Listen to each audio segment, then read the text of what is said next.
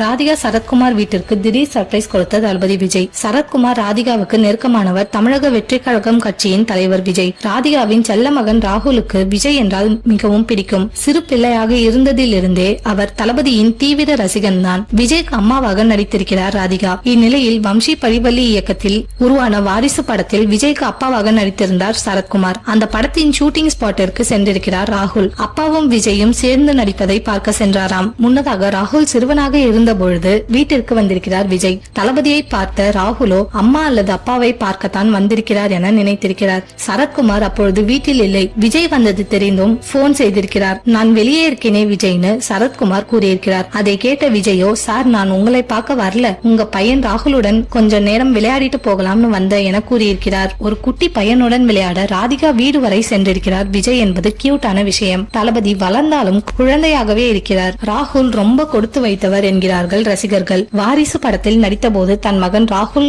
Girl friend பத்திலாம் பேசுறான் விஜய்னு சொல்லியிருக்கிறார் சரத்குமார். அதை கேட்ட விஜயோ, இதுதான் சார் வயசு, ஃப்ரீயா விடுங்க, எல்லாம் சரியாகத்தான் இருக்கும் என்றாராம். சரத்குமார் குடும்பம் தற்போது தாய்லாந்தில் இருக்கிறது. வரலட்சுமியின் திருமணத்திற்காக சென்றிருக்கிறார்கள். வரலட்சுமிக்கும் நிக்கோலாய் சச்தேவுக்கும் பீச்சில் வைத்து திருமணம் நடந்திருக்கிறது.